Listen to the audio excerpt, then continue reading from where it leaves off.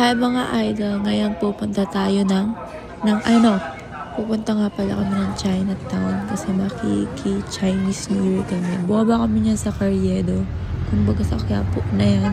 Tapos nag-e-bike na kami pa Chinatown. So nag-Chinatown na kami niyan.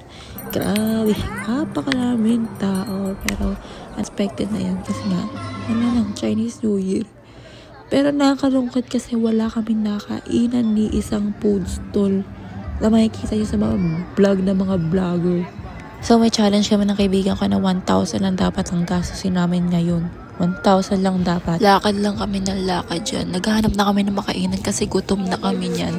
At naghahanap na din ako ng mga pangpasalubong. Pero wala. Bigo ako kasi napakahaba talaga ng pila. Grabe. Wala akong pasyente. Patient. Kasi mas matagal pa yung pila kaysa ngunguyain mo talaga.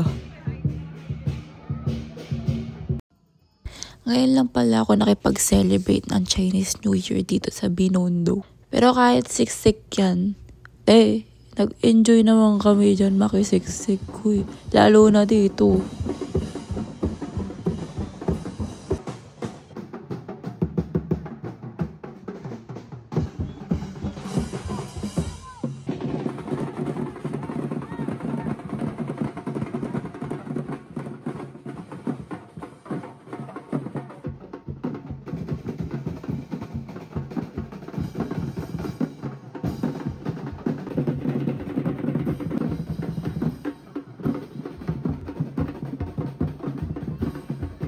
Na-enjoy ko yan kasi sobrang hilig ko sa maiingay talaga eh.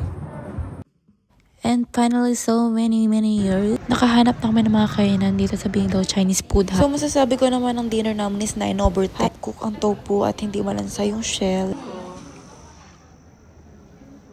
Na-enjoy naman namin lahat ng food namin kasi gutom na talaga kami. At pagtapos namin kumain, pumunta pa talaga kami ng Pasig River niyan. Pinagod lang talaga namin sarili namin dyan eh.